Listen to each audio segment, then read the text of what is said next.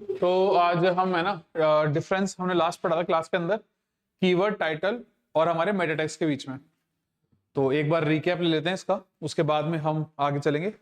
तो देखो यहाँ पे क्या चीज है, यहाँ पर हमने लास्ट देखा था जब कीवर्ड के बारे में क्या पढ़ा था कि एसईओ के अंदर ये काम आने वाले किस प्रकार से अपने मतलब रोल प्ले कर रहे हैं। तो कीवर्ड के बारे में क्या था कि इसमें हम जितना भी कंटेंट देखते हैं एक वेब पेज के ऊपर, वो चाहे से पैराग्राफ के अंदर हो या फिर हमारे हेडिंग्स के अंदर हो, हेड टैग होता है ना हमारा, तो ये उसमें से कंटेंट जितना भी होता है वो उठा के एसईओ करते हैं और वो कीवर्ड्स के अंदर आता है। दूसरा आता है टाइटल टैग। ये हमारे हेड सेक्शन के अंदर, पर पेज, हर एक पेज के अंदर हेड सेक्शन होता है, वहां पे टाइटल टैग बनाते हैं, उस टाइटल टैग के अंदर जो नाम डाला जाता है उसकी बात हो रही है यहाँ पे। ये किस किस काम आता है? पहली चीज तो ये कि हमारे टैब की जो हेडिंग होती है वो यहाँ से आती है। दूसरा ये एसईओ के अंदर हम इसको काम में लेते हैं। तीसरा ये कि हमारे ये क्लिक्स को बढ़ाता है, सीटीआर। कैसे? क्योंकि यही नाम है वो शो होता है हमारी इंडेक्सिंग के अंदर, जो बॉट क्रोल करने के बाद लेके आता है। ये हमने लास्ट पढ़ा था। उसके बाद में मेटा टैग की बात करते हैं। तो मेटा टैग ऐसे टैग्स हैं जो डेटा के बारे में इंफॉर्मेशन देते हैं, डेटा अबाउट डेटा। तो यहाँ पर डेटा अबाउट डेटा की हम जब बात कर रहे हैं तो यहाँ पे क्या क्या चीज हो सकती है? कीवर्ड, डिस्क्रिप्शन या ऑथर की इंफॉर्मेशन वगैरह, ऐसी कोई चीजें। ये ऑब्सोल्यूट हो चुका है, इसको अब काम में नहीं ले जाता है, लेकिन कुछ टर्म्स ऐसी है जिसको हमने लाइक एसईओ के लिए यूज नहीं किया है। फिर भी यहाँ पर जितने भी टैग है अगर वो रेलेवेंट है सर्च के अकॉर्डिंग तो ये हमारी साइट को वहां पे दिखाता है, शो करता है। इसका एसईओ से कोई लेना देना नहीं होता। फिर उसके अंदर लोकेशन की बात करते हैं। तो कीवर्ड्स तो पूरे पेज में कहीं भी हो सकता है, हेडिंग भी हो सकती है, कंटेंट भी हो सकती है, मेटा टैग्स भी हो सकता है। लेकिन ये दोनों के दोनों काम मिलते हैं हमको हेड के अंदर। हेड के अंदर ये तो होता है टाइटल टैग में, ये होता है मेटा टैग में। उसके बाद में बात करते हैं हम पर्पस क्या है इसका। ये हमारे सर्च इंजन के अंदर टॉपिक्स हैं जितने भी हमारे, जो हमारा कंटेंट है उसको हाईलाइट करता है। यहाँ पे क्या करता है? क्लिक्स को अट्रैक्ट करता है। यहाँ पे क्या करता है? एसईओ के काम के अंदर नहीं आता, लेकिन एडिशनल मेटा टैग है ना, मतलब एडिशनल, मैंने बताया आपको कि एसईओ के पर्पस से नहीं, लेकिन कीवर्ड अगर मैच कर गया तो हमारा ट्रैफिक आता है। तो ये ट्रैफिक को अट्रैक्ट करने का काम करता है। मेटा टैग क्या होता है? जैसे कि मैंने कल एक वेबसाइट का एग्जांपल दिया था, शायद आप आए नहीं थे, दोबारा देखते हैं अपन। देखो पहली चीज तो अब जब चल रहे हैं स्टार्टिंग से तो दोबारा देख के चलते हैं। ये ब्राउजर है, इस ब्राउजर पे जो कुछ भी यहाँ पे टैब खुलेंगे वो सब हमारे होंगे वेब पेजेस। वेब पेजेस में जितना भी कंटेंट जो हमारा आता है ना, उसको हम कीवर्ड के रूप में यूज कर रहे हैं। उससे पहले हमने क्या सीखा था कि जो है सर्च इंजन वो काम कैसे करता है। ब्राउजर आ गया, ब्राउजर के बाद में यहां पर आता है हमारा क्या? Search engine. लेकिन ये सर्च इंजन नहीं है, ये गूगल क्रोम है ना, ये खुद गूगल का प्रोडक्ट है। तो इसने एक यहाँ पे इमेज डाल रखी है सिर्फ। अब जो कुछ भी सर्च करेंगे गूगल के ऊपर जाके सर्च होगा। अगर हकीकत में गूगल होता तो यहाँ पर लिखा हुआ था इसका यूआरएल ना, ये गूगल नहीं हुआ। देखो गूगल कैसे दिखेगा, मीट क्यों खुल गया यार।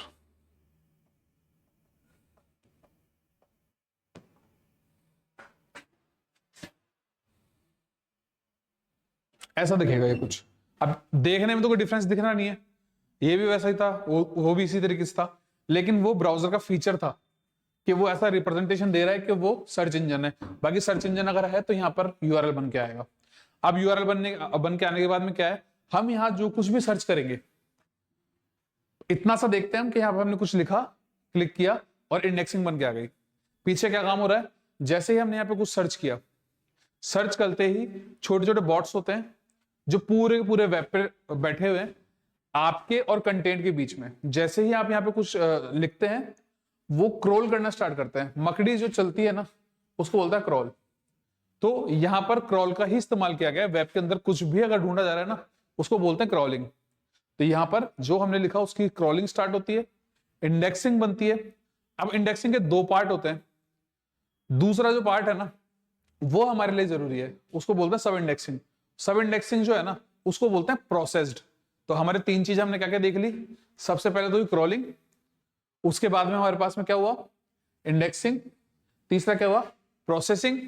और चौथा जो लास्ट के अंदर बचता है ना वो है हमारा जिसके ऊपर हम एसईओ कर रहे हैं, जिसको बोलते हैं क्या? रैंकिंग। ये चार चीजें थी हमारी मेन पार्ट। तो अब हम यहाँ पे कुछ भी सर्च करते हैं। जो हमने कल सर्च किया था वो था सरकारी नौकरी, सॉरी सरकारी रिजल्ट। तो देखो ये जो इंडेक्सिंग बन के आई ना, ये क्रॉलिंग का रिजल्ट है। बॉट ने जो क्रॉल किया ना वो है ये। उसके बाद में हमने ये वेबसाइट को खोला, यहाँ पे जितना भी कंटेंट है ना जो लिखा हुआ है, ये सारा का सारा हमारा सर्च इंजन ऑप्टिमाइजेशन के लिए काम में ले सकते हैं हम। पहली चीज तो यही देखी थी हमने। दूसरी चीज क्या देखी थी, जो यहाँ पे टाइटल है ना, उस टाइटल को है ना हम एसईओ के अंदर काम में लेते हैं। क्यों? क्योंकि ये ही है जो नाम हमको शो होता है इंडेक्सिंग के अंदर। आपने देखा होगा इंडेक्सिंग के अंदर हमने सर का रिजल्ट सर्च कराओ, कुछ भी सर्च कराओ, वहां पर लिखा ये वाला नाम आ रहा था। दो चीज हो गई। तीसरी चीज हम बात कर रहे थे मेटा टैग की। अब मेटा टैग कहां दिख रहे हैं? मेटा टैग ऐसे टैग है जो कहीं भी वेबसाइट के अंदर रिप्रेजेंट नहीं होते हैं, दिखते कहीं पे भी नहीं है। काम क्या आते हैं वो? काम यही आते हैं कि वो डेटा की इंफॉर्मेशन देते हैं। देखेंगे कैसे? पेज को हम करेंगे इंस्पेक्ट। इंस्पेक्ट करने के बाद में मैंने जैसा कि बताया कि हेड सेक्शन के अंदर हमारे पास में टाइटल टैग भी होता है और मेटा टैग भी होता है। टाइटल टैग वहां पे नाम चेंज कर रहा है, ये कर रहा है या नहीं कर रहा है, अगर चेक करें।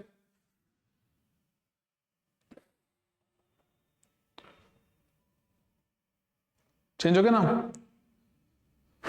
क्योंकि ये डेटा मैंने जैसे कि आपको बताया कि डेटा दो टाइप के हैं, फ्रंट एंड डेटा और back and data. Back and data आपके कंप्यूटर पे काम नहीं करता, बैक एंड डेटा हमारे सर्वर से एक रिजल्ट भेजता है किसी रिक्वेस्ट के रिस्पॉन्स में, ठीक है। तो वो यहाँ पर हमको कोड नहीं देखने को मिलने वाला, लेकिन फ्रंट एंड का जो कोड है वो सारा का सारा यहाँ पर अवेलेबल है। अब वो क्या क्या हो सकता है? वो CSS हो सकती है, जैसे बोलते हैं स्टाइल, वो स्क्रिप्ट हो सकती है जो जावास्क्रिप्ट वगैरह होती है हमारी, या फिर HTML हो सकता है, ये पूरा का पूरा वेब पेज।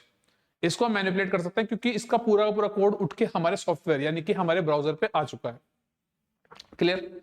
मेटा टैग की बात करिए हमने कि यहां पर क्या क्या हो सकता है। देखो, डिस्क्रिप्शन है, कीवर्ड्स है, रेटिंग है, डिस्ट्रीब्यूशन है, रोबोट्स है। देखो रोबोट्स की क्रॉलिंग टाइप, ये हमने लास्ट क्लास में पढ़ा था कि हम रोबोट्स को ये भी बता सकते हैं कि हमारी वेब पेज को किस तरीके से क्रॉल करना है, किस तरीके से रिप्रेजेंट करना है इंडेक्सिंग के अंदर। तो ये सारे के सारे हमारे मेटा टैग्स है। वापस आते हैं टॉपिक के ऊपर। तो यहां पे हमारे क्या हो गया, एडिशनल इंफॉर्मेशन हो गई। अब दूसरा लास्ट क्या बचा हुआ है, एसईओ के अंदर इंपॉर्टेंस क्या है? देखो उसकी तो कोई इंपॉर्टेंस है ही नहीं, क्योंकि आजकल उसको कर चुके हैं बंद। मेटा टैग्स को आजकल एसईओ में काम में नहीं लेते। यहां पर क्या है, ये CTR यानी कि क्लिक रेट्स को हमारी इंप्रूव करता है, क्योंकि ये डायरेक्टली नाम है जो शो कर रहा है। जैसे कि मैंने कल बताया था, फ्लक्स एजुकेयर आप सभी को पता है क्या कर रहा है, लेकिन all over the India, all over the world किसी को नहीं पता फ्लक्स एजुकेयर क्या कर रहा है। लेकिन अगर उसके आगे एक मैं छोटी सी नाम और लिख दूं, जो हमारे टाइटल के अंदर हम लिख रखे हैं, बेस्ट MC एंट्रेंस, तो वो यहाँ पे जब इंडेक्सिंग बन के आएगी तो उसमें क्या लिखेगा, flux educare colon best MC entrance. अब फ्लक्स एजुकेयर को कोई नहीं जानता, पर ये तो जानते हैं कि MCA क्या कर रहा है। तो MCA के खातिर उस पर क्लिक होगा, वो हमारे टाइटल के अंदर था, इसलिए हमारे यहाँ CTR यानी कि क्लिक्स जो है उसकी रेट बढ़ी। यहां पर क्या है, स्ट्रेटेजिकली अगर हम इसको काम में ले तो ये हमारी रैंकिंग को इंप्रूव करता है। आजकल हम एसईओ के लिए डायरेक्ट रूप से कंटेंट को ही काम में ले रहे हैं जो हमारे कीवर्ड्स में आता है। क्लियर? आगे चलते हैं। देखो, अब जब लास्ट हमने क्लास को एंड किया था तब हमने बात की थी कि हम प्रोसेसिंग, इंडेक्सिंग और क्रॉलिंग के अंदर बात करेंगे। इसी चीज के बारे में भी थोड़ी देर पहले मैंने बताया था कि सबसे पहले क्या होती है, क्रॉलिंग, उसके बाद में इंडेक्सिंग, फिर प्रोसेसिंग, उसके बाद में हमको क्या मिलती है, सब इंडेक्स मिलती है, फिर लास्ट में हम करते हैं रैंकिंग। तो अब देखते हैं इसको। देखो सबसे पहले क्या हुआ, एक URL है, उस URL के ऊपर क्रॉल किया गया, डेटा मिला, उस डेटा को प्रोसेस किया गया, उसकी रेंडरिंग हुई। अब हो सकता है कि उसकी दोबारा इंडेक्सिंग हो जाए या फिर रीडायरेक्ट हो जाए। अगर इंडेक्सिंग हुई तो यहां पर आ गया, अगर इंडेक्सिंग नहीं हुई तो दोबारा से यहां पे आ गया, यानी कि दोबारा से इसको फिल्टर करना जरूरी है। अब दोबारा से ये प्रोसेस होगी। तो ये सब पार्ट्स हैं इसके। आगे देखते हैं क्या, इसको डिटेल के अंदर समझते हैं। देखो प्रोसेसिंग के बारे में क्या बता रहे हैं, Google interprets user queries to deliver the most relevant result. Google कर रहा है इंटरप्रेट, यानी कि गूगल के साथ, अरे यार ये ब्लैक पेन चल रहा है क्या?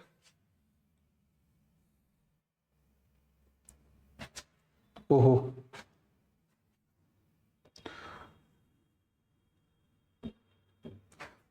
तो गूगल है ना, वो इंटरप्रेट करता है हमारी क्वेरी के साथ में। किसके साथ में कर रहा है, यूजर की क्वेरी के साथ में।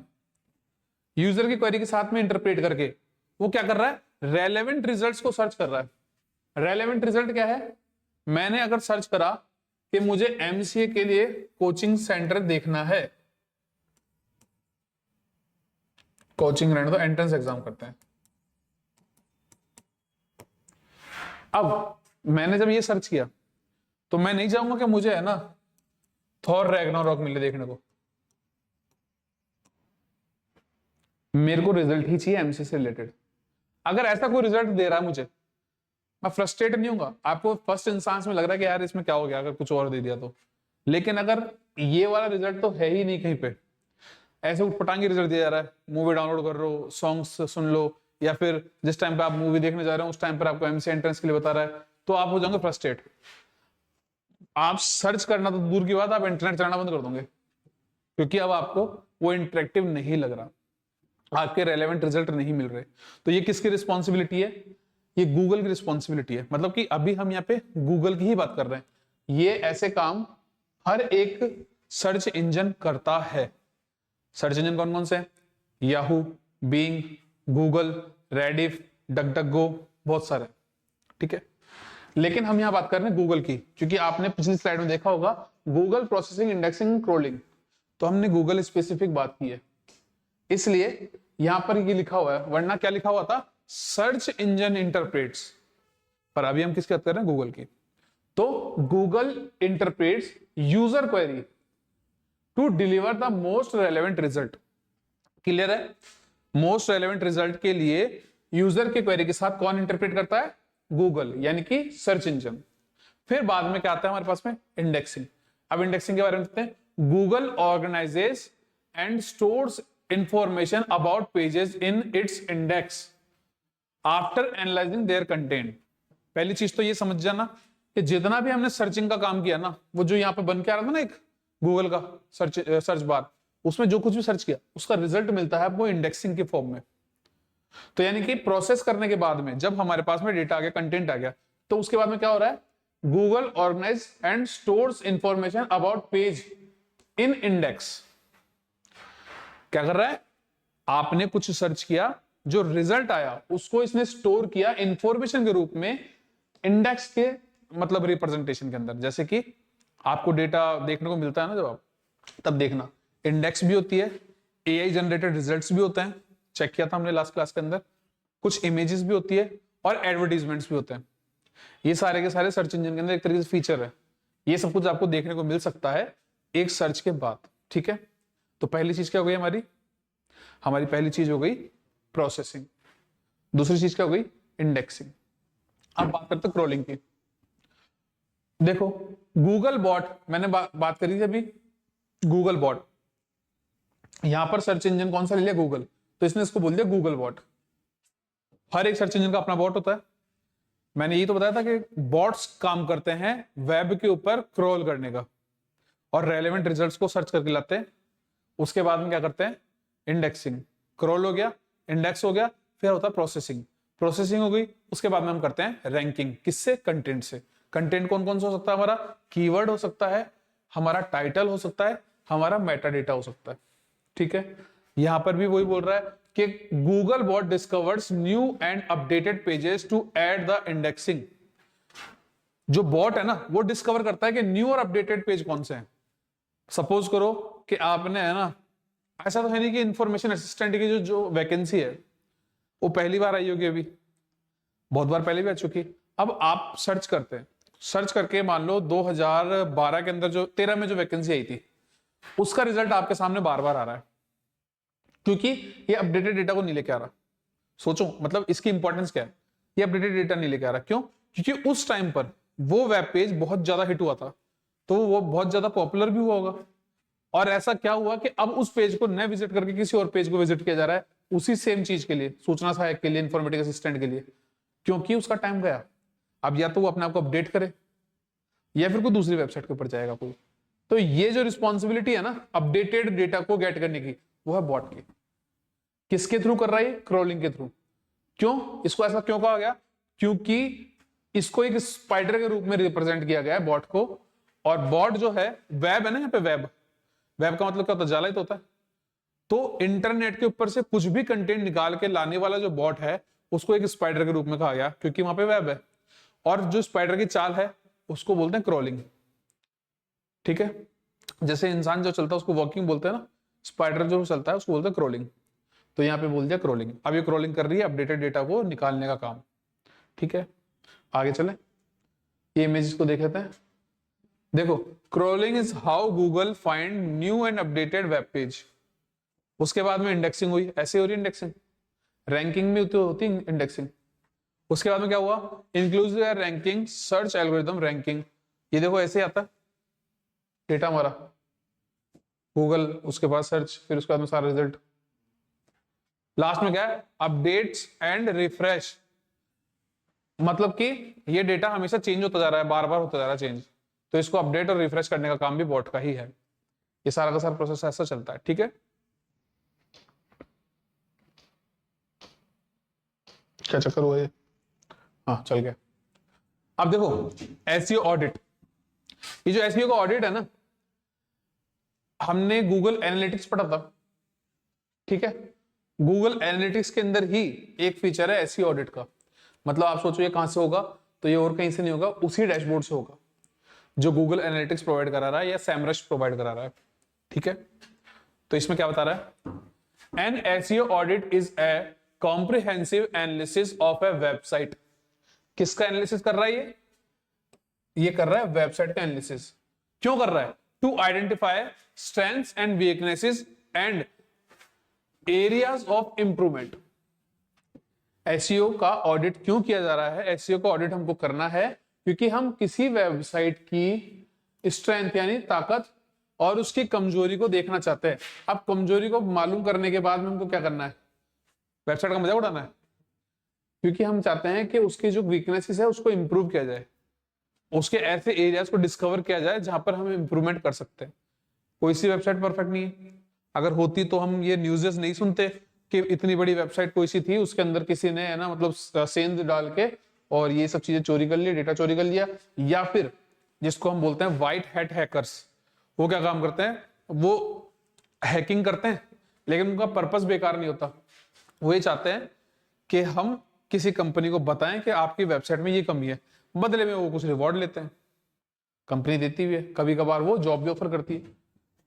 तो ये व्हाइट हैट हैकर का काम हो गया। ब्लैक हैट क्या करता है कि भैया चोरी करनी है हमको, तो या तो कोई डेटा होना चाहिए, या पैसा होना चाहिए, प्रोडक्ट होना चाहिए, या कोई सर्विस होनी चाहिए, वो ब्लैक हैट। ग्रे वाला क्या करता है, ग्रे वाला ये देखता है कि मेरा फायदा होना चाहिए पर मैं किसी का नुकसान नहीं करूंगा, यानी कि वो दोनों काम कर सकता है, जरूरत पड़ने की बात है।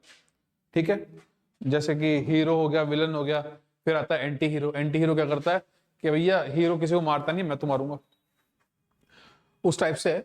तो यहाँ पर एरिया ऑफ इंप्रूवमेंट है ना, वो एसईओ के द्वारा हम पहले ही सर्च करने की कोशिश करते हैं ताकि हमको वैसी किसी समस्या का सामना करना ही ना पड़े। ठीक है, एसईओ ऑडिट से क्या होता है, हमको किसी वेबसाइट का वीकनेस और स्ट्रेंथ मालूम चलती है ताकि हम उस वेबसाइट की एरिया ऑफ इंप्रूवमेंट को मालूम कर सके। क्लियर हो गया, आगे देखते हैं क्या बोल रहा है, की कंपोनेंट्स इंक्लूड। अब की कंपोनेंट्स क्या है, ये तीन बताए मैंने यहाँ पे, लेकिन तीन ही नहीं है, बहुत सारे। ऑन पेज की बात हुई थी, यहाँ पे देखो ऑन पेज आ गया। ठीक है, on page, of page, technical, ये तीन है, लेकिन और भी हैं जिसके मैंने बाद में बताया, देखते हैं उसको। तो देखो क्या टेक्निकल एसईओ के अंदर, मतलब कि तीन टाइप के एसईओ है। टेक्निकल एसईओ के अंदर हम क्या क्या चीजें देख रहे हैं, हम देख रहे हैं साइट का स्ट्रक्चर, कि अगर ई कॉमर्स वेबसाइट के ऊपर जा रहा हूं तो डेटिंग का फील नहीं दे रही हो, डेटिंग वेबसाइट का फील नहीं दे रही हो, वो ई कॉमर्स का ही फील दे रही हो, तो स्ट्रक्चर। उसके बाद में स्पीड, अगर स्पीड नहीं होगी तो वेबसाइट का परफॉर्मेंस खराब माना जाएगा, तो ऐसी चीजों को भी एसईओ में चेक किया जाता है। टेक्निकल एसईओ की बात हो रही है यहाँ पे। मोबाइल फ्रेंडलीनेस, यानी कि ऐसा नहीं है कि मोबाइल की बात कर रहा है, मोबाइल का मतलब होता है रोमिंग कर सके, जिसके अंदर घूम सके। अब घूमने की बात यहाँ पे की जा रही है तो किस संदर्भ में की जा रही है, कि अगर अलग अलग डिवाइसेस हमारे पास में अवेलेबल है, जिनकी साइजेस अलग है, जिनका प्लेटफॉर्म अलग है, जिनके ऑपरेटिंग सिस्टम अलग है, तो वहां पर ये ढंग से काम करता है या नहीं करता। ठीक है, डिवाइस के वेरिएशंस को चेक करता है ये। तीन चीजों के टेक्निकल के अंदर, स्पीड, स्ट्रक्चर और मोबाइल। ठीक है, उसके बाद में आते हैं ऑन पेज के ऊपर। ऑन पेज क्या चेक करता है, कंटेंट की क्वालिटी, कीवर्ड का यूजेज। समझ में आ गया, कंटेंट की क्वालिटी मतलब कि हमारा कंटेंट रेलेवेंट है कि नहीं है, कोई उसके अंदर ग्रामेटिकल मिस्टेक है या नहीं है, उसके अंदर ज्यादा स्टफिंग वगैरह तो नहीं कर रखी है ना। स्टफिंग का मतलब होता है कीवर्ड्स की स्टफिंग हो जाती है तो डेटा बेकार हो जाता है। क्योंकि ज्यादा कचरा किसी को पसंद नहीं है, आजकल सब फ्रूटफुल इंफॉर्मेशन चाहते हैं, ठीक है। उसके बाद में ऑफ पेज के अंदर क्या चेक करते हैं, ऑफ लिंक्स। यहाँ पे बैक लिंक की बात की जा रही है। बैक लिंक के अंदर क्या होता है, बैक लिंक ऐसी वेबसाइट्स का बनाया जाता है, मतलब कि वो आपकी खुद की वेबसाइट नहीं होती, वो किसी दूसरे की वेबसाइट होती है जो बहुत ज्यादा पॉपुलर है। ऐसी वेबसाइट्स को आप यूज करते हैं तो आपकी खुद की रैंकिंग भी इंप्रूव होती है। जैसे कि सरकारी रिजल्ट्स के अंदर हम गए, वो आपको बोल रहा है कि आप इस वेबसाइट के ऊपर जाओ और आपका फॉर्म वहां से भर लो। वो ये थोड़ी ना बोल रहा है कि मैं आपको, है ना, ऐसी मतलब प्लेटफॉर्म प्रोवाइड कर दूंगा कि आप यहीं से उस फॉर्म को भर पाएंगे, कभी नहीं करता। देखते हैं, देखो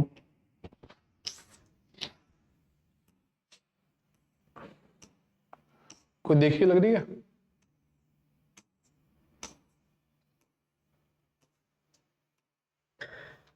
हाँ आरपीएससी, आरपीएससी अपने राजस्थान के ना। तो देखते हैं ये खुद सारा प्लेटफॉर्म प्रोवाइड करा रहा है क्या, कि भाई यहीं से फॉर्म भर लो। ऐसा तो होगा नहीं, हमको पता है, हम चेक करने आए यहाँ पे। तो देखो पोस्ट का नेम बताया, डेट बताई, इंफॉर्मेशन दे दी थोड़ी बहुत, उसके बाद में फीस वगैरह का स्ट्रक्चर बता दिया,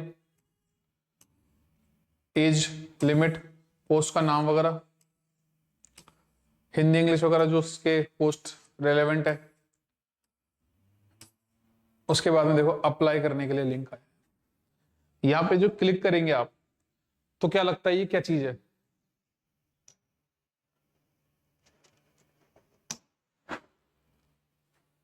देखो sso.rajasthan.gov.in, ये किसी दूसरी वेबसाइट का लिंक है ना। इस वेबसाइट का तो यूआरएल ऐसा नहीं है ना, तो ये है बैकलिंक। ऐसी वेबसाइट को आपके मतलब वेबसाइट के ऊपर डालना जो बहुत ज्यादा पॉपुलर है, ये एसईओ के अंदर आपकी हेल्प करता है। आप कोई भी राजस्थान की ये खोलेगा ना वैकेंसी के लिए, तो ये यूआरएल इसको यहाँ भी मिलेगा, तो इसको भी मतलब रैंकिंग में लाएगा। समझ गए बैकलिंक्स कैसे काम करते हैं। पहले तो यही आएगा, ऑब्वियस सी बात है, जिसको डायरेक्ट सर्च किया गया है। लेकिन दूसरे तीसरे के ऊपर भी क्या यही आएगा क्या, इस तरीके से इंडेक्सिंग काम नहीं करती, रेलेवेंट रिजल्ट निकाल के लाता है, तो रेलेवेंट में ये भी आएगा आपको, ठीक है। हो गया ये वाला। अब देखते हैं आगे। देखो कोर कंपोनेंट्स के अंदर मैंने यहाँ पे 6 नहीं 7 है शायद, नहीं 6 है, चलो। तो मैंने जैसे कि आपको बताया टेक्निकल ऑन ऑफ, यहां पर उसके अलावा भी कुछ है। देखो ऑन ऑफ टेक्निकल के बाद में कंटेंट, लोकल और एनालिटिक्स, ठीक है। कोर कंपोनेंट है किसके, ये एसईओ के, ठीक है। तो ऑन पेज के अंदर वापस से कंटेंट क्वालिटी और कीवर्ड्स का यूजेज ये देखा जा रहा है। अब यहां पे क्या लिखा है, ऑप्टिमाइजिंग इंडिविजुअल वेब पेजेस, किसको ऑप्टिमाइज कर रहे हैं, इंडिविजुअल वेब पेजेस को।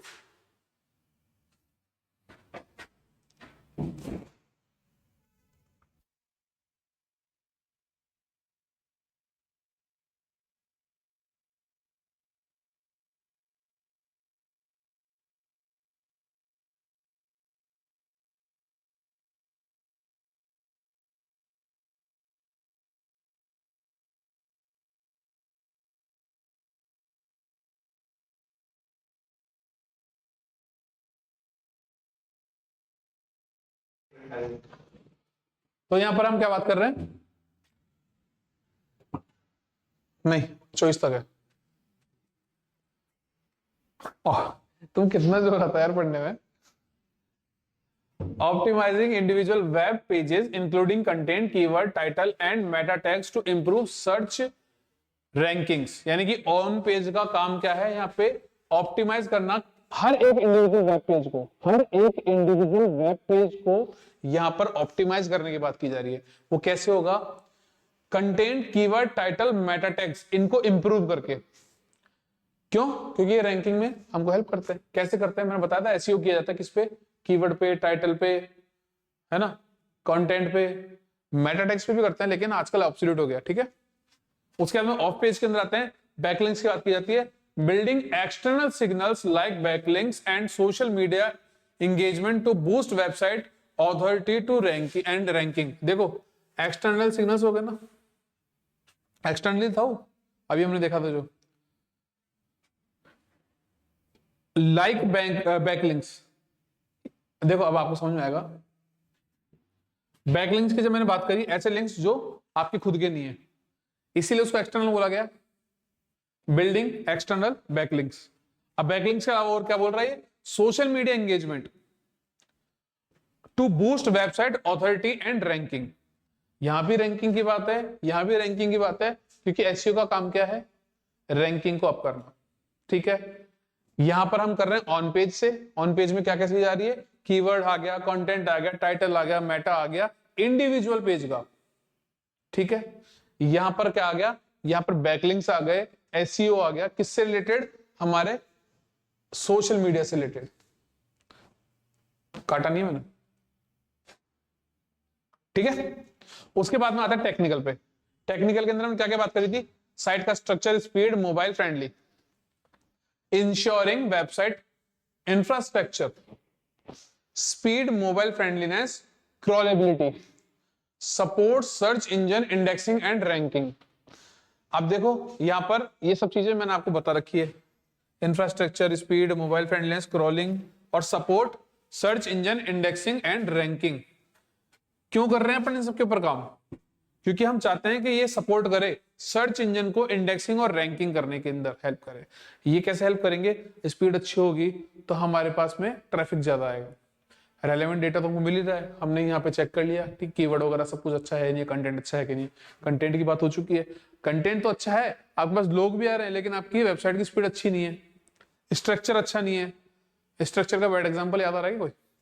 वैसे तो गवर्नमेंट की वेबसाइट ही बहुत है, ये कहना ही बहुत है कि गवर्नमेंट की वेबसाइट का स्ट्रक्चर कैसा होता है। फिर भी रेलवे ने भी अच्छा कर लिया अब तो। मतलब देखा हुआ था पहले कि कितना बुरा रिप्रेजेंटेशन होता था, है क्या अब भी? हाँ, आरयू का बहुत अच्छी, मतलब एग्जाम्पल के रूप में, वो एग्जाम्पल ही बोलेंगे उसको। यार ये भी अच्छा हो गया यार, ये भी ठीक हो गया। हाँ मतलब देखो, ये न्यू देखो कहाँ जा रहा है। और भी कुछ है कि इसमें दिक्कत? हाँ ये हो चीज देखो, नहीं नहीं सही है ये भी, बाकी ठीक ही है।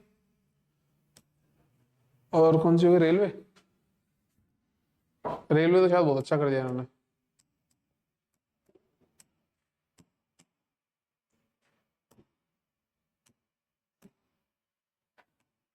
अच्छा ही हो गया होगा यार अब पे। हाँ ये देखो, स्पीड, एक ये भी तो था हमारा टेक्निकल एसईओ के अंदर, इसकी स्पीड देखो, ओपन ही नहीं हो रहा। ये वो वेब पेज है जो पूरे इंडियन रेलवे को संभाल रहा है, कितना अच्छा काम कर रहा है ये। ठीक है, अब ये भी अच्छा बना दिया गया है। ठीक है, ये भी अच्छा है। अच्छा, गूगल को सर्च करने का एक तरीका था, भूल गया शायद, मैं एक बार ट्राई करते हैं अगर मिल जाता है तो। क्या आप ये भी मालूम कर सकते हो कि 2010 के अंदर कैसा दिखती थी वेबसाइट्स, है ना? गूगल,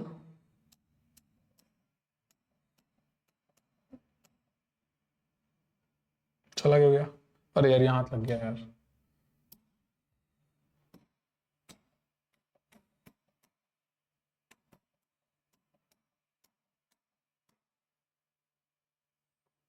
'95 में आ गया होगा वेब ब्राउजर, आ ही गया होगा। अपन तो 2000 में चेक कर लेते हैं।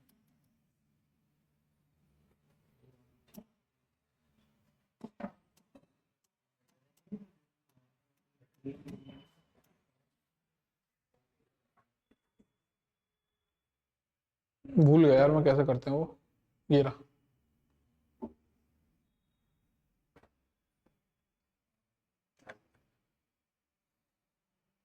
अच्छा इसमें रिजल्ट डाल के निकाल सकते हैं। अरे यार वो कहाँ से आता है वो भूल गया मैं, लेकिन ये तो केवल इमेजेस है कि किस तरीके से काम करता था 2000 के अंदर ये। पर खैर इससे आइडिया तो लग ही जा रहा है अपन को रिप्रेजेंटेशन कैसी होती थी।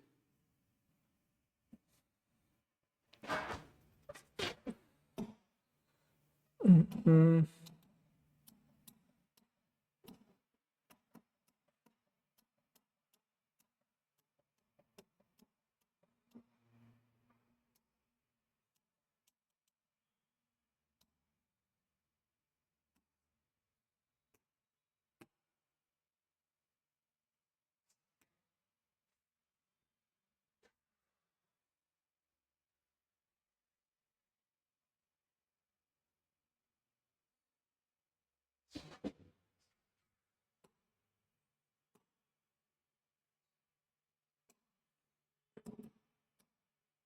यार ये तो नहीं चल रहा यार।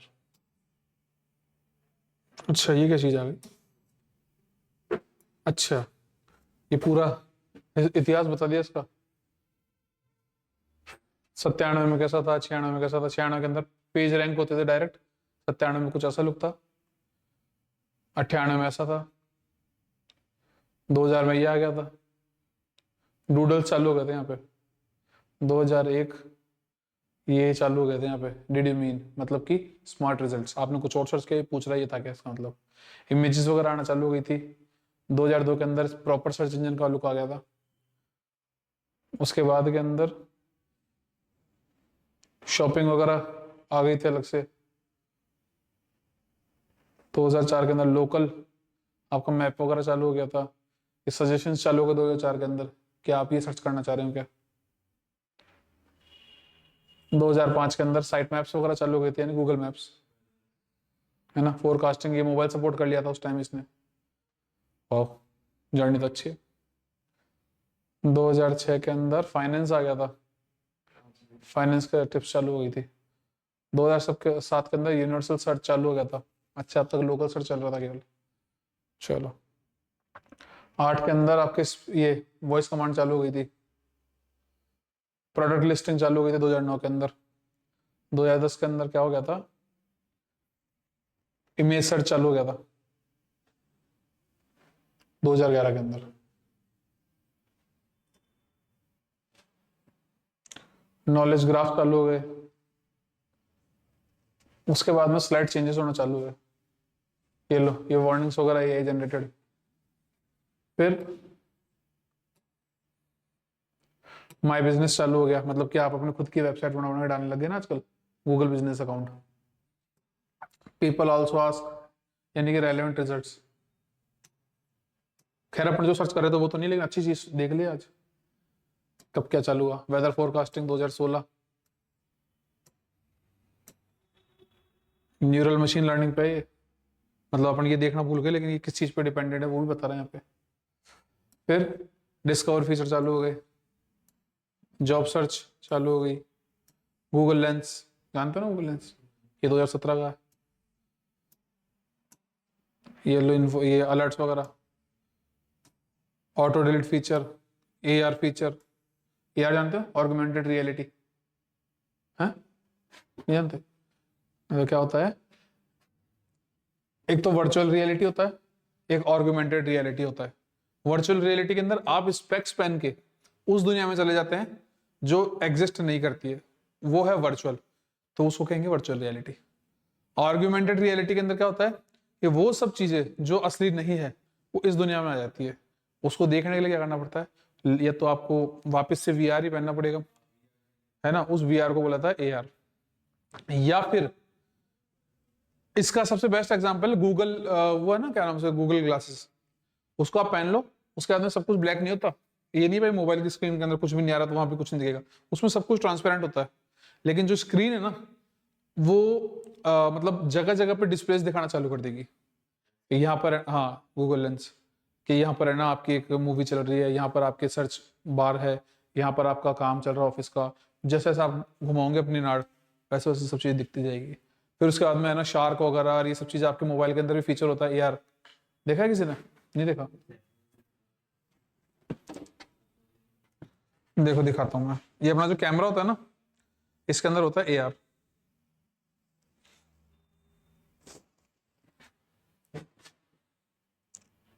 मोर में आओ, इसके अंदर आएगा आपके, देखो एआर जोन दिख रहा है, एआर जोन, यहाँ पे क्लिक करो। अभी जितने भी डूडल्स वगैरह बता रहे हैं ना ये, इनको आप जहां भी बनाओगे ना, जैसे मान लो कि ये ले लिया मैंने पाइप। अब ये लोग आप लोग दिख रहे हो, ये मैंने यहाँ पर कुछ बनाया, मान लो ये पेन लिया। अरे ठीक है यार, सारी इन्फॉर्मेशन आज ही दे देगा क्या?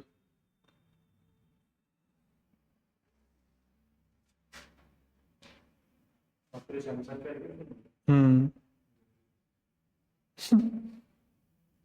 चल रहा ही नहीं यार ये। अब आया। अच्छा फेस आपका दूर रख रहा है इसलिए नहीं कर रहा। मैंने मेरे फेस के पास में बनाया ना, तो देखो ये आ गया, जैसे फेस से हटाया चला गया। तो अब ये चीज जो थी वो हकीकत में यहाँ पे अवेलेबल थोड़ी ना है, ये मैंने केवल हाथ से बनाया था। अब जैसे मेरे फेस के पास में लेके आ रहा हूँ, इसको मालूम चल जा रहा है फेस आ गया, वो चीज भी लेके आ रहा है। तो मतलब ऐसी कोई चीज को ये रिप्रेजेंट कर रहा है जो हकीकत में एग्जिस्ट नहीं करती है। यानी कि अब वर्चुअली में कुछ नहीं किया, वो रियल वर्ल्ड के अंदर वो चीजें लेके आने लगे, उसको बोलते हैं एआर। आप इस पे जो फिल्टर्स आते हैं जो वो उसी तरीके का काम है, ऑगमेंटेड रियलिटी। तो 2019 के अंदर आई थी, याद रखना आप। उसके बाद में क्या आ गया हमारे पास में, ये डिक्शनरी फीचर आ गया। 2020 के अंदर हमारे पास में कोविड आ गया, कोविड आया था हमारा, ठीक है। अब उसके बाद में हमारे पास में हम टू सर्च, ये क्या चीज है, ये मैंने भी नहीं देखी अब तक। About this result, lens on desktop. अच्छा ये लेंस ऑन डेस्कटॉप है ना, इसी की मदद से आज आप है ना वो निकाल पा रहे हैं, टेक्स्ट है ना किसी भी इमेज में से, इससे निकलता है OCR, ठीक है। फिर 2021 के अंदर क्या आया हमारे, न्यू AI, अच्छा AI इंटीग्रेटेड हो गया। उसके बाद में मल्टी सर्च चालू हो गया, लुक मतलब के लुक से इमेज वगैरह करके, और आप कुछ भी यहाँ पे सर्च कर सकते हैं, शॉप कर सकते हो, खरीद सकते हो। डाइन वगैरह स्टार्ट हो गया, AR ट्रांसलेट चल ही रहा है 24 और 23। तो about this image, circle to search, ये तो सैमसंग में फीचर आई है ना, सर्कल टू सर्च वाला, गूगल के पास भी है। बस खैर अपन कुछ और देख रहे थे, लेकिन अच्छी चीज देख ली। इसको काटना पड़ेगा मुझे वीडियो में से बाद में, ठीक है। तो टेक्निकल एसईओ के अंदर हम क्या देखते हैं, स्पीड, मोबाइल और क्रॉलिंग, इससे रिलेटेड हम यहाँ पर ये चाहते हैं कि भैया सर्च इंजन को सपोर्ट करे इंडेक्सिंग और रैंकिंग करने के लिए, ठीक है। उसके बाद आता है content SEO, creating high quality keyword optimised and engaging content to attract and retain visitors while boosting ranking। क्या कर रहा है कि कंटेंट है ना उसके अंदर हाई क्वालिटी बनाना चाहता है ये, क्यों, क्योंकि कीवर्ड को ऑप्टिमाइज किया सके, इंगेज रखे हम कंटेंट को टू अट्रैक्ट द विजिटर, यानी कि विजिटर बार बार आए और जो आ गए उनको अट्रैक्ट रखे। और ये सब काम कब हो रहा है, जब हम रैंकिंग कर रहे हैं उसके साथ में साइमल्टेनियसली, ठीक है। दूसरा आता है हमारे पास में local SEO, optimising for location specific searches to improve visible in local search result and maps. आपने देखा होगा कि आप सर्च करते हैं, वैसे तो आजकल ये फीचर भी आ गया नियर मी, है ना, आप कुछ भी सर्च करो उसके आगे लिख दो नियर मी, तो आपको मैप पे से ढूंढ के देगा वो चीजें। लेकिन फिर भी ये चीज का ध्यान रखता है, अगर आप ये चीज कीवर्ड नहीं बोलो तो, कि अगर आपने पूछा कि मुझे है ना क्या नाम से बार देखना आसपास में, तो वो ऐसा नहीं करेगा कि मैक्सिको का बार दिखाएगा आपको, वो आपके आसपास की ही कुछ चीज सर्च करना चालू करेगा, रिजल्ट उसके अकॉर्डिंग देगा। क्यों, क्योंकि इसका काम क्या है, इसका क्या काम है, optimising in location specific search, location specific search के ऊपर काम करता है। इसका नाम ही लोकल एसईओ है, लोकल है, ठीक है। Improving visibility in local search results, क्यों, क्योंकि विजिबिलिटी को इंप्रूव करना चाहता है लोकल सर्च के रिजल्ट में, और किसके मदद से करता है ये, मैप। आजकल सब बिजनेस ऑनलाइन हो गए, अब वो बात अलग है कि किसी बिजनेस ने अपना आपको रजिस्टर नहीं किया तो ये किसको अप करेगा। तो भैया एसईओ तो उसी का होता है ना जिसका अगर मान लो ऑलरेडी एग्जिस्टेंस है ही नहीं, तो किसको अप करेगा। तो लास्ट में आते हैं हम analytics and monitoring, tracking performance metrics and user behaviour to refine the improve SEO strategies over time. क्या कर रहा है ये, एसईओ को इंप्रूव करने के लिए स्ट्रेटेजिकली टाइम के साथ साथ एसईओ को इंप्रूव करने के लिए क्या कर रहा है ये यहां पर देखो मैट्रिक्स को है ना ट्रैक कर रहा है परफॉर्मेंस के लिए। क्यों, वो यूजर बिहेवियर वगैरह ऐसी चीजों को एक बेस बना रहा है, ताकि अब जो भी हमारा सर्च हो वो हमारा स्ट्रेटेजिक हो और टाइम के साथ साथ इंप्रूव होता जाए। यही तो है refine and improve. Refine and improve का मतलब क्या है, कि मतलब आज जो चीज मैंने सर्च कर ली वो उसी के रिजल्ट से, जैसे कि मैंने सर्च किया एबीसी, अब इसको तो नहीं पता एबीसी का मतलब क्या होता है भाई, ना आर्टिफिशियल इंटेलिजेंस को पता है, ना हमारे बॉट को पता है, और कंटेंट के रेलेवेंट चीजों तो निकाल के लाने की कोशिश करा। जैसे कि आपने बोला कुछ बूट, उसने सर्च कर लिया बोट, आप बार बार कर जा रहे हो सेम चीज, तो वो क्या देखेगा, यार इसका इंटरेस्ट है ना बोट में तो नहीं है, बूट में है। तो अगली बार अगर आप बोट भी बोलोगे तो कोशिश करेगा कि बूट का रिजल्ट दे। क्यों? उसने रिफाइन किया खुद को, बार बार अपने आप को इंप्रूव किया। मैं यहाँ पे अभी आर्टिफिशियल इंटेलिजेंस की बात कर रहा हूँ, जो स्पीच टू टेक्स्ट वाला या फिर स्पीच टू सर्च वाला जो ऑप्शन है ना, उसकी बात कर रहा हूँ। लेकिन यहाँ पर भी ऐसा ही काम हो रहा है। एसईओ के अंदर आपका रिफाइनमेंट चलता रहता है ताकि वो इंप्रूव होती रहे। किससे लेकर? यूजर बिहेवियर से। ठीक है, देखो अब हम यहाँ पे इंडिविजुअल्स की बात करते हैं। जैसे आप अभी देखे थे यहाँ पे वो जो 3-4 मैंने बताए थे ना, वो मैंने इसलिए बताया क्योंकि आपके सिलेबस में थे ये बस 2, ये 4 नहीं है। ठीक है, ये मैंने यहाँ पे डाल दिए आपको एक छोटा ओवरव्यू देने के लिए। सबको ओवरव्यू समझ में आ गया? अब डिटेल्ड में बात कर रहे हैं हम, एक तो वन पेज ऑप्टिमाइजेशन की, और दूसरा ऑफ पेज की, ऑन और ऑफ। अब यहां पे देखते हैं इसके बारे में, किस किस चीजों के बारे में देखेंगे हम। कंटेंट की क्वालिटी, कीवर्ड, इंटरनल लिंक्स, और उसका यूआरएल और मोबाइल फ्रेंडलीनेस और पेज स्पीड, इन सब के बारे में ऑलरेडी बता चुके हैं। अब वो था केवल एक कीवर्ड के रूप में बताया आपको भाई क्या चीज है। अब यहाँ पे देखते हैं कंटेंट की quality, create unique, engaging and relevant content. ठीक है, ऑन पेज के अंदर हम क्या चीज देखेंगे कि भैया क्रिएट करना है unique, engaging and relevant content. उसके बाद में क्या है?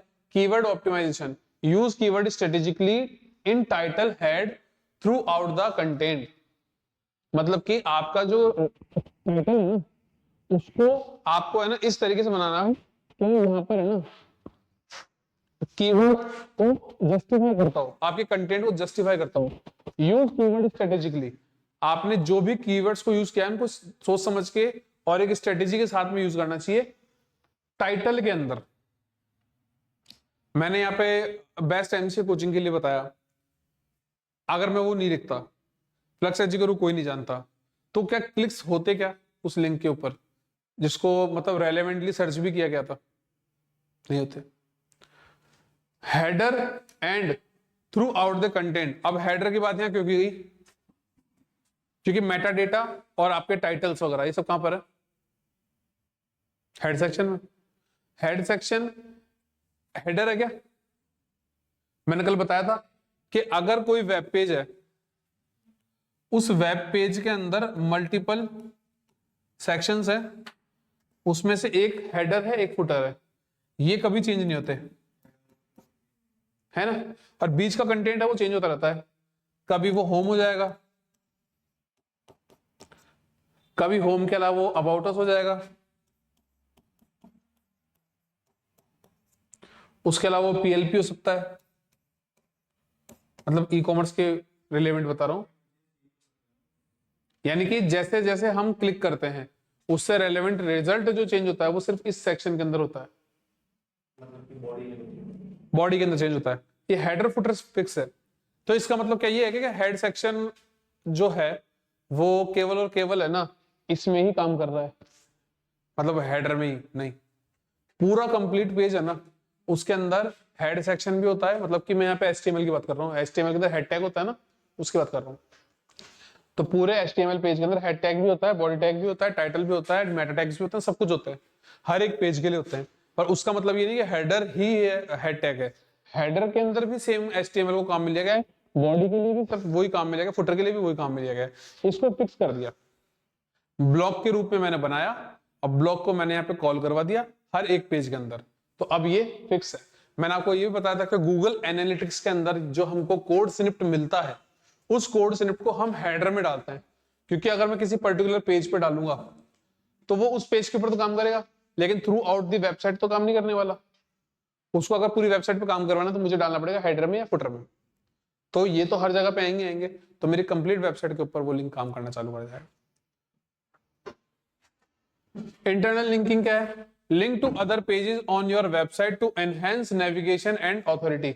ये चीज बताई थी अभी थोड़ी देर पहले कि भैया अदर वेब पेजेस को हम लिंक करते हैं हमारी वेबसाइट के अंदर, एनहेंस करते हैं नेविगेशन को और ऑथोरिटी को। ठीक है, उसके बाद में क्या है, URL structure, use short descriptive URLs with keywords. URL structure के अंदर, यूआरएल स्ट्रक्चर जानते हैं, बताया था थोड़ा टाइम पहले यूआरएल का स्ट्रक्चर कैसा होता है। उसमें टीएलडी बताया था, टॉप लेवल डोमेन है ना, sub level domain, main domain, पता है ना। उस कंप्लीट को क्या बोलते हैं, यूआरएल स्ट्रक्चर। तो उसके अंदर क्या होता है, शॉर्ट होना चाहिए, डिस्क्रिप्टिव होना चाहिए और उसमें हमारा कीवर्ड भी होना चाहिए, यानी वेबसाइट से रिलेवेंट होना चाहिए। ठीक है, उसके बाद कहते हैं mobile friendliness, ensure your website is responsive and works well on mobile devices. देखो ये पीसी है आपका। अब पहली बात तो इस पीसी की ही बात करें अगर हम, तो ये फिक्स साइज नहीं होती, साइज ऐसे नहीं होती, अभी भी ऐसे नहीं होती।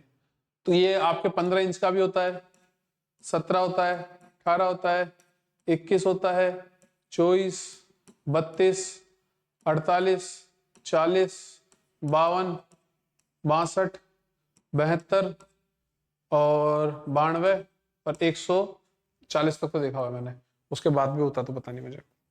तो इतनी साइजेस तो आपको मॉनिटर के अंदर है।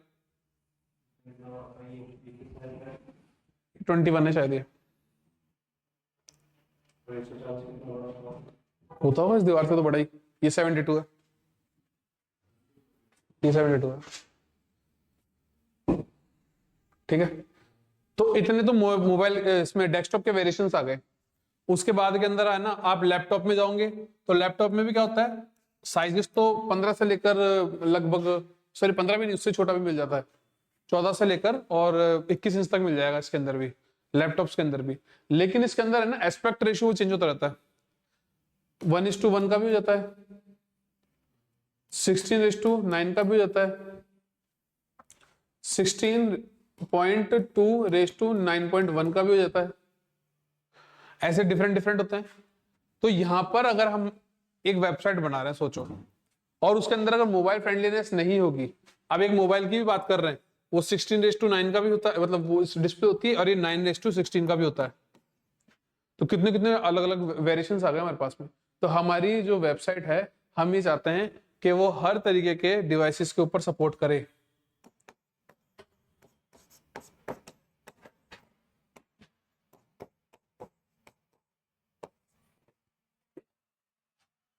वो क्या होता है यार, प्रोजेक्टर।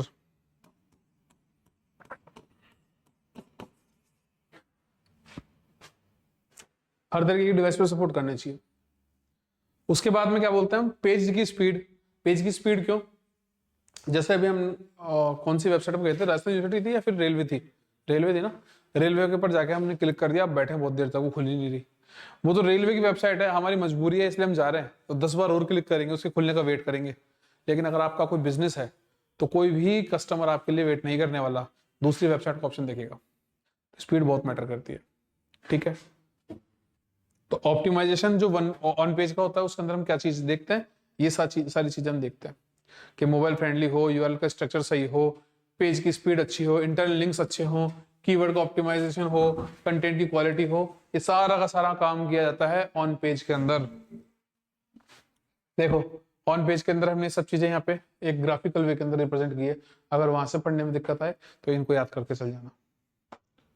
अगर ये भी याद नहीं हो तो हाथ पे वो ड्राइंग बना के जाते हैं ना, वैसे बना के चल जाना। इसके करते हैं चेक, ये पहले सही हुआ करता था, वो कुछ यूवी लाइट वाले पेन आया करते थे। हाँ वो दिखते ही नहीं थे, फिर उसके ऊपर यूवी लाइट डालो तो दिखते थे वो। तो हमने तो 2-3 एग्जाम पास किए उससे, खैर बंद हो गया अब तो। ऑफ पेज के अंदर क्या क्या चीजों का ध्यान रखा जाता है, ऑफ पेज के अंदर backlinks, social media engagement, guest blogging और फोरम पार्टिसिपेशन, इनके बारे में देखते हैं। बैकलिंक्स तो पता है, acquire high quality links from other reputed website. Reputed website कौन सी थी, अपने ये राजस्थान कौन सा रिजल्ट्स.com था वो, सरकारी रिजल्ट, उसके लिए रेपुटेटेड वेबसाइट कौन सी थी, उसके लिए थी आरपीएससी वाली जो हमने देखी थी। तो ऐसी वेबसाइट का बैकलिंक क्रिएट करना, पहली चीज क्लियर। दूसरी चीज क्या है, social media engagement, share content on social media platform to increase visibility, यानी कि सोशल मीडिया की मदद ली जा रही है यहाँ पे एंगेजमेंट को बढ़ाने के लिए। एसईओ क्या काम कर रहे हैं हम, हमारी वेबसाइट के ऊपर ट्रैफिक लाने के लिए रैंकिंग अप करने का काम ही तो कर रहे हैं एसईओ के थ्रू। और ये भी तो एक रास्ता है, जब तक नेचुरल वे में, ऑर्गेनिक वे में आपके पास ट्रैफिक नहीं आने लगा तब तक आप इसका यूज कर सकते हैं। और बल्कि कुछ ऑर्गेनाइजेशन तो ऐसी है जो बहुत अच्छी पॉपुलर हो चुकी है फिर भी ये यूज लेती है, क्योंकि आज कोई जाके अखबार पढ़े या नहीं पढ़े लेकिन सोशल मीडिया जरूर चलाएगा। उसका नाम है गेस्ट ब्लॉगिंग, ऐसे ब्लॉगर्स को लेके आना जो उस फील्ड के ही हैं। जैसे कि आज आप देखते हैं यूट्यूब के ऊपर वो क्या करते हैं, वीडियो बना रहे हैं, कोई मोबाइल का रिव्यू कर रहा था, फिर एक दिन आप सोचते हो यार ये इसके बाद इतना कितना पैसा आ गया कि इतने महंगे महंगे फोन को लाके रिव्यू करने लग गया। क्योंकि पहले तो वो क्या करता था, इमेजेस डालता था केवल कि भैया ये फोन मार्केट में लॉन्च हुआ है, ये बहुत अच्छा फोन है, इसमें ये कमी है, इसमें ये अच्छी चीज है। फिर उसके बाद में उसको स्पॉन्सरशिप मिलने लगी, लोग उसको पैसे देने लग गए कि भैया ये लो हमारा सैमसंग का फोन है, इस फोन के बारे में थोड़ी तारीफ कर दो। उसने तारीफ कर दी, उसके पास फोन फ्री हो गया। कभी कभार उसको गुडीज भी मिलने लग गई, उसमें कभी टी शर्ट आ रही है, कभी मतलब हेडसेट आ रहे हैं, कभी लैपटॉप आ रहा है, कभी क्या आ रहा है। अब उसके पास में कंटेंट है यूट्यूब पे दिखाने के लिए, और उन लोगों के पास में एक बेनिफिट है कि उनका फ्री में प्रमोशन हो रहा है। मतलब कि ऑब्वियसली पैसा तो लगा ही है, लेकिन ऐसा प्रमोशन हो रहा है जहाँ पे बहुत अच्छी ऑडियंस ऑलरेडी अवेलेबल है। उन लोगों को बोलते हैं ब्लॉगर्स। अब अगर ये ब्लॉगर है तो ये बी से है,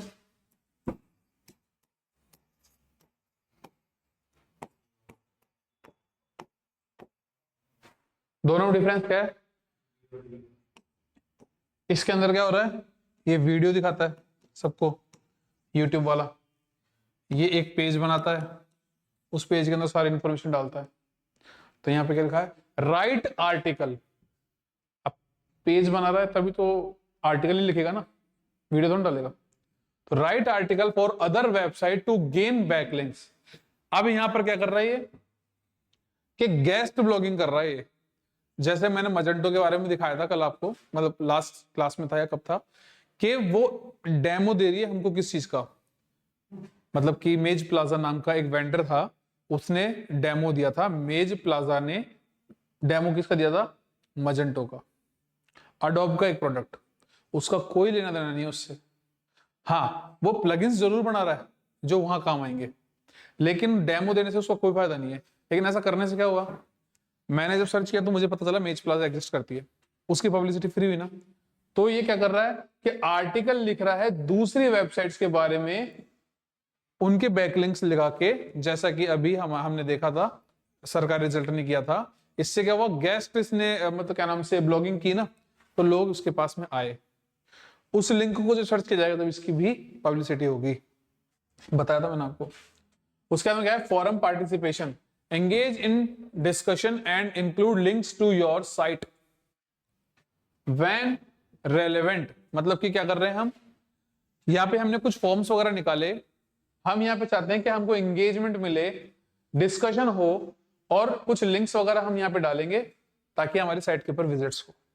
मतलब कि हमने जो फॉर्म निकाला था ना, वो किसी और पर्पस के लिए निकाला, लेकिन हमने यहाँ पर कुछ लिंक्स वगैरह डाल के हमारी पब्लिसिटी भी कर ली। तो ऐसे क्यों करना है, कैसे भी करें, चाहे सोशल मीडिया के थ्रू करें, चाहे ब्लॉगिंग करें, चाहे हम फॉर्म्स वगैरह निकाले, चाहे बैकलिंक्स क्रिएट करें, चाहे सोशल मीडिया के थ्रू। मतलब कि एसईओ का सिर्फ एक ही टाइप नहीं है कि आपको केवल टैग्स इंक्लूड करना है और अपनी वेबसाइट को अप करना है।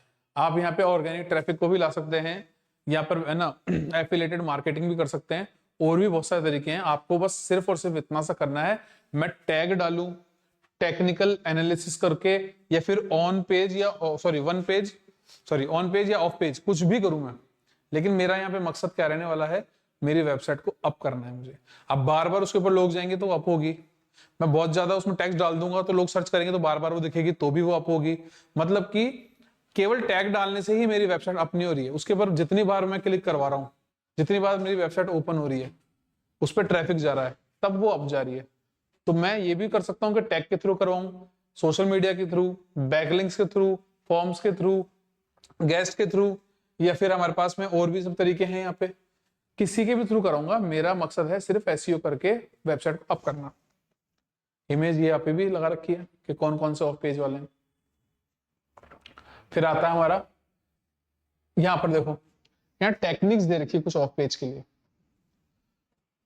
वेब 2.0 सबमिशन, इसमें क्या है, web 2.0 platform like blogger, WordPress and medium allow user to create content and build backlinks to their website। Backlinks जो है ना, हमको बनाने की परमिशन मिल पाई है कैसे, जब हम ब्लॉग वगैरह या वर्डप्रेस या फिर मीडियम वगैरह को यूज करें। मीडियम वगैरह या फिर वर्डप्रेस वगैरह जो है ना, ये एक है ना ड्रैग एंड ड्रॉप टाइप की वेबसाइट है, उस टाइप की वेबसाइट हो गई, या फिर ब्लॉग वगैरह मैंने बनाए, ऐसी जगहों को मैं यूज कर रहा हूँ। तो मुझे एक प्लेटफॉर्म मिल पा रहा नहीं मिल पा रहा जहां पर मैं अपने लिंक्स डाल पाऊँ, बैकलिंक्स। समझ में आ गई? ये वेब 2.0 सबमिशन के अंदर आता है। दूसरा क्या है हमारे पास में, article submission, write and submit article to high authority article directories to generate backlinks under drive traffic. हम यहाँ पे क्या कर रहे हैं कि हम कुछ आर्टिकल्स वगैरह लिख रहे हैं हाई ऑथोरिटी के अंदर, तो उसके लिए हमने यहाँ पे जितने भी बनाए ना, ये बैकलिंक्स वगैरह ड्राइव वगैरह, ये वही करते हैं, बैकलिंक्स क्रिएट करते हैं। स्टार्टिंग में यहाँ पे भी देखा हमने बैकलिंक बनाया, यहाँ भी बनाया, मतलब कि बने बैकलिंक्स ही है, लेकिन तरीका अलग हो गया। यहाँ पे ब्लॉग्स को यूज कर लिया, यहाँ पे आर्टिकल यूज कर लिया। ब्लॉग्स को यूज करके हमारे बैकलिंक्स जनरेट करा, यहाँ पे आर्टिकल यूज करके जनरेट कर रहा है। क्योंकि ऑफ पेज के अंदर हम क्या करते हैं बैकलिंक्स जनरेट। अब बैकलिंक्स को हम कहाँ पे कैसे कैसे कर रहे हैं वो बता दिया कि भैया वेब 2.0 भी हो सकता है या आर्टिकल भी हो सकता है। इमेज सबमिशन के अंदर क्या है, share optimised image on platform like Pinterest and Flickr. Pinterest website जानते हैं? पिंटरेस्ट एक वेबसाइट है, वो क्या करती है, आपको पहले ऐसे कोई प्लेटफॉर्म नहीं हुआ करता था जहां पे बहुत हाई क्वालिटी इमेजेस आपको मिल जाए। आपको गूगल से सर्च करना पड़ता था और उनके रिजल्ट्स रेलेवेंट भी होते थे, नहीं भी होते थे। आजकल पिंटरेस्ट आ गई जहां पर कुछ थोड़ा वो डोनेशन वगैरह भी वो लेते हैं कभी कभार, क्योंकि प्रीमियम इमेजेस वगैरह जो होती है उनके लिए, और कुछ इमेजेस वहां पे फ्री है। तो वैसे इमेजेस के अंदर अगर आप कंट्रीब्यूट कर रहे हैं, वहां पर आपका नाम आएगा, ऑब्वियस सी बात है कि किस वेंडर ने डाली। या फिर आप इमेज के अंदर नीचे छोटा सबटाइटल डाल सकते हैं आपकी वेबसाइट के बारे में या फिर आपके ब्रांड के बारे में।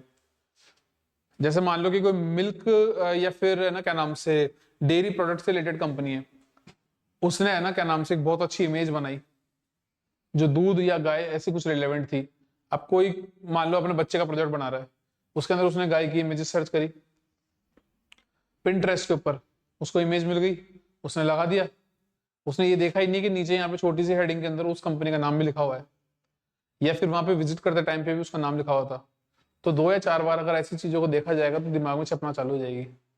जैसे कंट्री डिलाइट अभी थोड़े टाइम पहले आई थी, अब कितनी ज्यादा पॉपुलर होती जा रही है, लोग जानने लग गए ऐसी कोई वेबसाइट है जो भैया शायद 2 किलो जाने 4 किलो दूध अगर आप लेते हैं तो नेक्स्ट 4 किलो या 2 किलो आपका फ्री हो जाता है। हाँ, तो ऐसी मार्केटिंग स्ट्रेटेजीज वगैरह लगाते हैं लोग जिसका कोई मतलब है नहीं, लेकिन फिर भी लोग लेते हैं। नहीं मिला तुझे, मैं दिलवाऊंगा तो टेंशन मतलब है, बाकी उसके अंदर ऐसा ऑप्शन। तो ensure images are tagged with appropriate keywords. अब इमेज तो आपने डाल दी, लेकिन ये चीज ध्यान रखना कि उसके साथ में हमारे पास में इमेज के साथ में हमारे पास में कीवर्ड जो हो वो अप्रोप्रिएट हो। अपना मकसद क्या है, खुद को पब्लिसिटी में मतलब शो करना कि भैया हम हैं। तो अप्रोप्रिएट कीवर्ड कौन से होंगे, जो आपकी साइट को, आपके ब्रांड को, आपके प्रोडक्ट को अप करे, क्योंकि अल्टीमेटली हमको क्या करना है, एसईओ करना है, हमारी वेबसाइट का रैंकिंग करनी है। तो वेब 2.0 किस पे काम कर रहा है, बैकलिंक्स पे। आर्टिकल किस पे काम कर रहा है, बैकलिंक्स पे। इमेज के अंदर हम क्या कर रहे हैं, एसईओ कर रहे हैं, किसके थ्रू, कीवर्ड्स के थ्रू। वो किसके साथ में डाल रहे हैं, इमेज के साथ में। यार मैं जब भी डालता हूँ ये कट के जाता है, ठीक है। फिर बाद में क्या है, video submission. Publish videos on platform like YouTube, Vimeo, जानते हो कोई है? ये वीडियो प्लेटफॉर्म ही एक ज्यादा पॉपुलर नहीं हो पाया बेचारा, छोटा रह गया। Use proper titles, description and tags for better visibility. आपने क्या करा, वीडियो का सबमिशन किया पब्लिश कर दिया यूट्यूब जैसे प्लेटफॉर्म पर, प्रॉपर आपने अपने नाम का यूज किया, डिस्क्रिप्शन दिया, टैग्स वगैरह लगाए, अब क्या हो रहा है, मैं यूट्यूब चलाने गया, एडवर्टाइजमेंट देखा मैंने कुछ, वहां पर मुझे चीज दिख रही है, या एडवर्टाइजमेंट नहीं भी है, वो एक प्रॉपर वीडियो है, यूट्यूब है। जैसे कि मान लो एक कंपनी है, मेज प्लाजा की बात करते हैं, वो क्या कर रही है, वो पढ़ा भी रही है कि मजेंटो के ऊपर अगर आप काम कर रहे हो, अगर जैसे मान लो कि प्लगइन की बात करें, अगर आप एक प्लगइन बनाना चाहते हो मजेंटो के अंदर, तो किस तरीके से बनाया जाता है, कौन कौन सी फाइल्स को यूज किया जाता है, मैंने वहां से पढ़ाई करी, मुझे मालूम चला कि अच्छा मेज प्लाजा है, वो पढ़ा रही है। अब तक तो मुझे सिर्फ इतना सा पता था। फिर मैंने थोड़े टाइम बाद में क्या देखा कि मेज प्लाजा कंपनी भी एग्जिस्ट कर रही है, क्योंकि मैं उसका वीडियो देख चुका ऑलरेडी, तो मुझे पता मेज प्लाजा कुछ तो है। अब मुझे पता चला कि भैया एक कंपनी भी है जो लोगों को रिक्रूट करती है।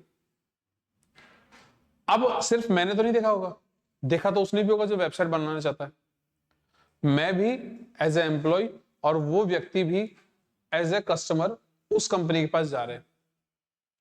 उसने नहीं बोला था ना कि मैं एडवर्टाइजमेंट करने के लिए यहाँ पे वीडियो बना रहा हूँ, वो तो केवल वीडियो डाल के चला गया। लोगों को मालूम चला एग्जिस्टेंस के बारे में, वहां पहुंचे, मैं वहां पे एम्प्लॉय बन गया, वो वहां पे कस्टमर बन गया, एसईओ हुआ, ऑटोमेटिक हुआ। अब देखो फीचर ऑफ एसईओ, शायद लास्ट है, उसके बाद में स्पेस का खत्म, फिर छोटी छोटी चिट्ठियां बना लेना और एग्जाम में ले जाना, अगर याद नहीं तो हो ही जाएगा। यही सब्जेक्ट है, इसके अंदर आप रामायण लिखोगे और चलेगी, और सबके अंदर तो जैसे अगर आपने सेमीकोलन भी नहीं लगाया कोड के एंड के अंदर तो खत्म, क्या तो चलेगा। वॉइस सर्च ऑप्टिमाइजेशन फीचर की बात कर रहे हैं मैं पे ना, सॉरी फ्यूचर की, किसके, एसईओ के। आगे ऐसे प्रिडिक्ट किया जा रहा है कि ऐसी चीजें अवेलेबल होगी with the rise of voice assistance, optimizing for voice queries is crucial. यानी कि अब हमारे पास वॉइस असिस्टेंस है तो हमारे पास में वॉइस क्वेरीज भी आने लगेगी। ये किसके अंदर आएगा, ऐसी चीजों का ऑप्टिमाइजेशन जो होगा ना, कि भैया हम कुछ सर्च कर रहे हैं, वो कुछ और रहा है, तो वो किसके अंदर आएगा, वॉइस सर्च इंजन ऑप्टिमाइजेशन के अंदर। ठीक है, दूसरा क्या है, AI and ML, artificial intelligence and machine learning. Search engines increasingly use AI for personalised search result. यानी कि पर्सनलाइज्ड सर्च रिजल्ट के लिए हम आजकल एआई का यूज कर रहे हैं, और इसके अंदर मशीन लर्निंग क्या करती है, मशीन लर्निंग पर्सनलाइज्ड रिजल्ट्स को क्रिएट करती है। कैसे, वो क्वेरीज को पढ़ती है, डेटा को एनालाइज करती है, स्पेसिफिक रिजल्ट जनरेट करती है, फिर आपको प्रोवाइड कराती है। आर्टिफिशियल इंटेलिजेंस क्या करती है, आर्टिफिशियल इंटेलिजेंस पुरानी चीजों से सीखती है और फिर आपको रिजल्ट प्रोवाइड करती है। एमएल तो क्या करती है, डेटा से सीखती है, मशीन लर्निंग तो, और एआई क्या करती है, प्रीवियस रिजल्ट्स और उसके आउटपुट से। जैसे कि मान लो आपने कुछ सर्च किया आर्टिफिशियल इंटेलिजेंस से, वो रेलेवेंट रिजल्ट नहीं था, तो आपने उसको बोला कि मैं ये नहीं ये चाहता हूं, तो वो कुछ और रिजल्ट देगी आपको। फिर आप बोलोगे कि यार मैं ये भी नहीं कुछ और चाहता हूं, तो उसको ये तो पता चल गया कि अगर ये व्यक्ति ये चीज सर्च करेगा ना, तो मुझे ये दो रिजल्ट तो नहीं दिखाने, अब वो कुछ और दिखाएगी आपको। जैसे कि मैंने कल एग्जाम्पल के लिए सर्च किया था एक, है ना, और उसके अंदर एग्जाम्पल आया था फ्लक्स एजुकेयर का, देखा था ना कल, फ्लक्स एजुकेयर का एग्जाम्पल मैंने तो नहीं डाला था वहां पे, वो खुद आर्टिफिशियल इंटेलिजेंस ने बना के मुझे दिया, क्योंकि उसने सीख लिया कि ये किस रेलेवेंट फील्ड के अंदर है, और मैं जो एग्जांपल इनको देना चाहती हूँ वैसे एग्जांपल में सेट हो रहा है, तो इन्होंने दे दिया मुझे निकाल के। ठीक है, टाइटल की बात हो रही थी कल, तो टाइटल के अंदर हमने क्या देखा था, फ्लक्स एजुकेयर के लिए बेस्ट एमसी एंट्रेंस का उसने टाइटल बना के दिया था, जो कि अपनी वेबसाइट के अंदर ऑलरेडी है भी। तो हमने देखा वो कैसे किया, उसने सीखा। तो आर्टिफिशियल इंटेलिजेंस क्या करती है, प्रीवियस रिजल्ट और उसके आउटपुट से सीखती है। मशीन लर्निंग क्या करती है, डेटा से सीखती है। ठीक है,